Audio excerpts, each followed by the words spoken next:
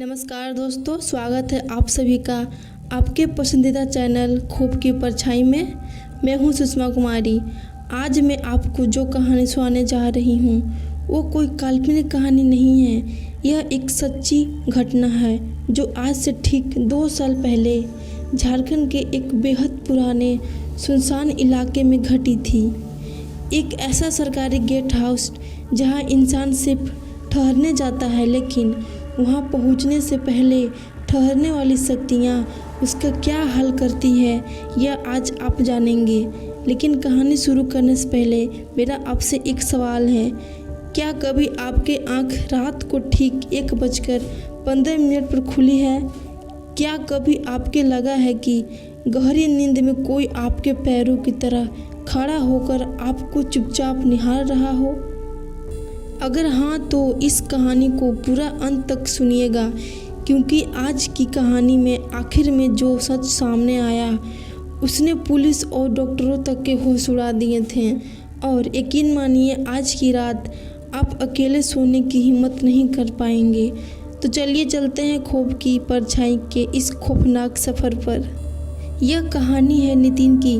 नितिन रांची की एक बड़ी कंपनी में काम करता था। साल 2024 के आसपास उसे झारखंड के एक सुदूर घने जंगलों से घिरे इलाकों में एक सरकारी प्रोजेक्ट का भुगतान करना था। रास्ता इतना सुनसान था कि शाम के 7 बजते बजते सड़कों पर इंसानों का नामो निशान मिट जाता था।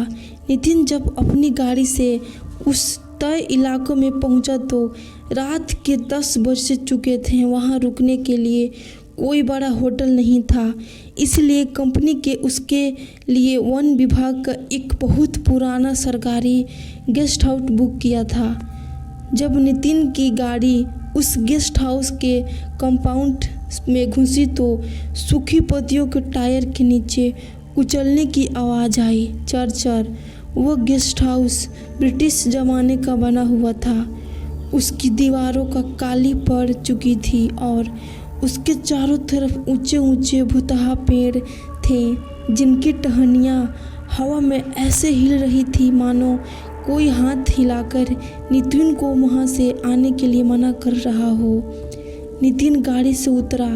चारों तरफ अजीब सा सन्नाटा था, सिर्फ झिंगोरों की चीखने की आवाज़ आ रही थी।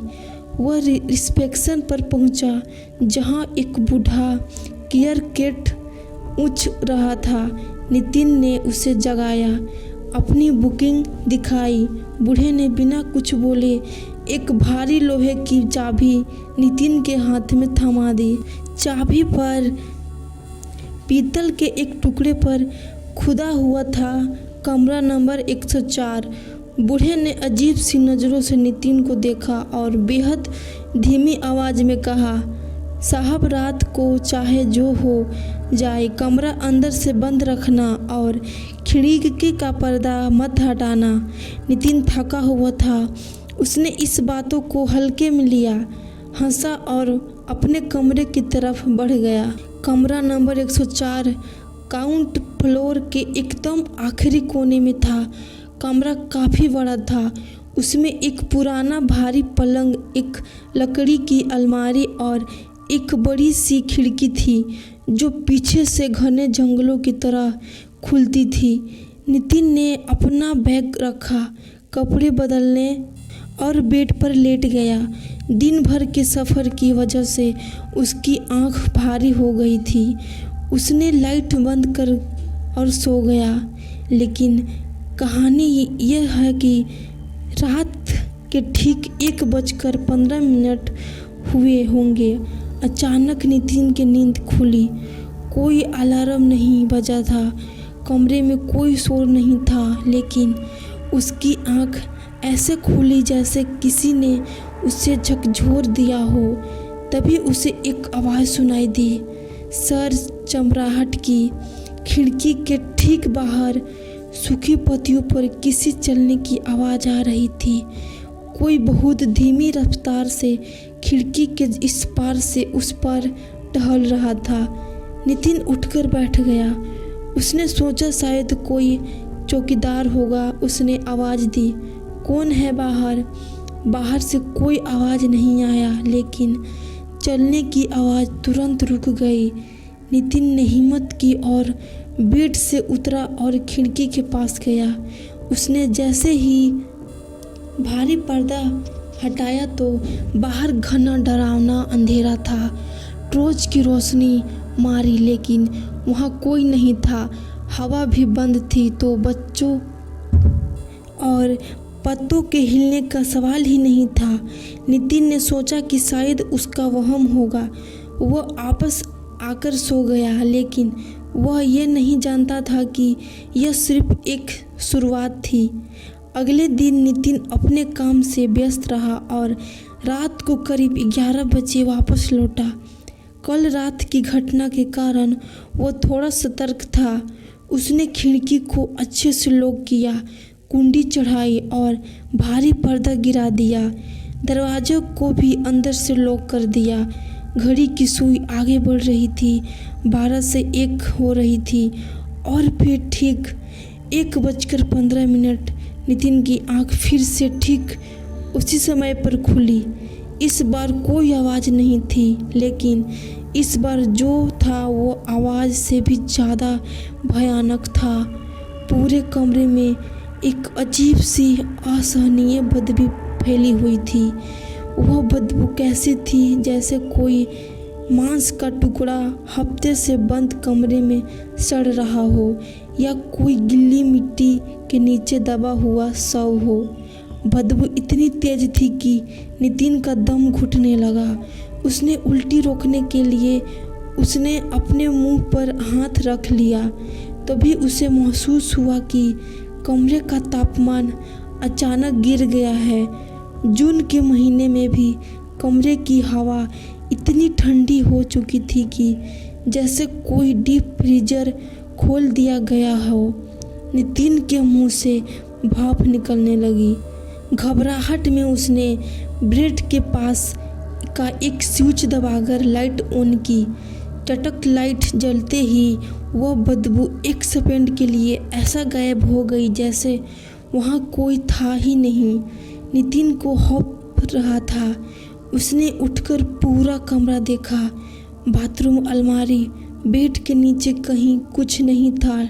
खिड़की और दरवाजे अब भी अंदर से लाइट जलते ही कहाँ गायब हो गई। नितिन उस रात से सो नहीं रहा था। वह सुबह होने का इंतजार कर रहा था। तीसरी रात नितिन पूरी तरह डरा हुआ था, लेकिन उसका काम बाकी था, इसलिए वह रुपयों पर मजबूर था। उसने तय किया था कि आज वो लाइट बंद नहीं करेगा। उसने कमरे की बड़ी लाइट और लाइट ऑन कर दी। दोनों ऑन रखे। चादर ओढ़कर वो लेटने ही कोशिश करने लगा। डर के मारे उसकी रीढ़ की हड्डी में सिरहन होने लगी थी। समय हुआ ठीक 1:15। नितिन जाग रहा था। उसकी नज़रें दीवार घड़ी पर थी। जैसे ही सुई 1:15 पर पहुंची, कमरे की दोनों लाइट्स एक साथ भर कर बुझ गई। पूरा कमरा घनेसरा अंधेरे में डूब गया। सिर्फ खिड़की के पर्दे के पास से आ रही थी हल्की सी चांद की रोशनी। कमरे में धुंधलापन पैदा कर रही थी। नितिन का दिल इतनी जोर से धड़क रहा था कि उसे खुद अपनी धड़कन सुनाई दे रही थी। तभी उसे महसूस हुआ कि उसके पैरों के पास भी भारी चादर धीरे धीरे, बहुत धीरे धीरे नीचे की तरफ सरक रही है, जैसे कोई उसे नीचे से खींच रहा हो। नितिन ने हिम्मत जुटाकर अपने पैर ऊपर खींचे और उठकर बैठ गया। धुंधली रोशनी में उसे जो देखा, उसे देखकर किसी भी कमज़ोर दिल इंसान की जान निकल जाती। बेड के आखिरी कोने पर जहाँ पैर होते हैं, वहाँ एक काले रंग की घनी परछाई बैठी हुई थी। उसका कोई साफ चेहरा नहीं था, लेकिन उसका आकार एक इंसान जैसा था। वो पूरी तरह काली धुएं जैसी आकृति थी। नितिन चीखना चाहता था, लेकिन उसका गला पूरी तरह से रुंध चुका था। उसके फेफड़ों में से हवा नहीं निकल रही थी। वह हिलना चाहता था लेकिन उसका पूरा शरीर जैसे पैरालाइज का शिकार हो चुका था। वह सिर्फ अपनी फटी आंखों से उस मंजर को देख रहा था। वह काली आकृति धीरे धीरे बेड पर नितिन की तरफ सरकने लगी। वह नितिन के इतने करीब आ गई कि नितिन को अपने चेहरे पर एक बर्फीली ठंडी सांस महसूस होने लगी थी। उस आकृति से वही सड़ी हुई बदबू आ रही थी। नितिन ने खौफ के मारे अपनी आंखें कसकर बंद कर ली और भगवान का नाम लेने लगा। वह रो रहा था और कांप रहा था। करीब 10 सेकंड तक ऐसा ही रहा। फिर अचानक कमरे की सन्नाटा टूटा। घड़ी की आवाज़ वापस आई। नितिन ने धीरे से आंखें खोली। कमरा बिल्कुल खाली था। लाइट्स वापस जल रही थी। नितिन बेड से कूदा। उसने अपना बैग उठाया और बिना पीछे मुड़े रात के 2 बजे ही उस गेस्ट हाउस से भाग गया। नितिन भागकर शहर के एक सामान्य होटल में आया। 1 हफ्ते तक वह सदमे में रहा। जब उसका प्रोजेक्ट ख़त्म हुआ तो एक दिन वह होटल के लोकल मैनेजर के साथ चाय पी रहा था। नितिन ने बातें बातें में पूछा, शर्मा जी, वो जो जंगल के पास पुराना वन विभाग का गेस्ट हाउस है, उसका इतिहास है। मैं वहाँ कमरा नंबर 104 रुका था। मैनेजर ने जैसे ही कमरा नंबर 104 सुना, उसके हाथ से चाय का कप छूटते छूटते बचा। उसने नितिन को घुसकर कहा, साहब, आप जिंदा बचकर वहाँ से आ गए, भगवान का शुक्र मानिए। नितिन ने पूछा, क्यों, ऐसा क्या था वहाँ? मैनेजर ने चारों तरफ देखते हुए दबी आवाज़ में बताया, साहब, आज से ठीक 3 साल पहले उस गेस्ट हाउस में एक बूढ़ा केयर टेकर था। वह अपनी ड्यूटी को लेकर बहुत पक्का था। एक रात ठीक 1:15 पर उसे दिल का दौरा पड़ा और वह उसी कमरे 104 नंबर के बेड पर तड़प तड़प कर मर गया। वो अकेला रहता था, इसलिए किसी को पता ही नहीं चला। 3 दिन तक उसकी लाश उसी कमरे में बंद रही, सड़ती रही।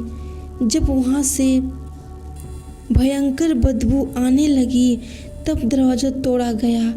डॉक्टर ने बताया था कि उसकी मौत का वक्त रात के 1:15 ही था। मैनेजर ने आगे कहा, तब से जो भी उस कमरे में रुकता है उसे ठीक 1:15 पर सूखी पत्तियों पर किसी के चलने की आवाज़ आती है, क्योंकि वो केयर रेस्ट आज भी रात को हवा गर्स्ट लगता है और अगर कोई अंदर सो रहा है तो वो बेड पर आकर बैठ जाता है, यह देखने के लिए कि उसके कमरे में कौन सोया है। नितिन के पैरों तले जमीन खिसक गई। उसे समझ आ गया कि वह किसी वहम में नहीं था। वह केयर टेकर आज भी अपनी मौत के वक्त यानी ठीक 1:15 पर अपनी ड्यूटी निभाने उस कमरे में आता है। तो दोस्तों, ये थी आज की कहानी, कमरा नंबर 104 की कहानी। अगली बार जब आप किसी पुराने कमरे में रुकें और रात के ठीक 1:15 आपकी आंखें खुले तो एक बार अपने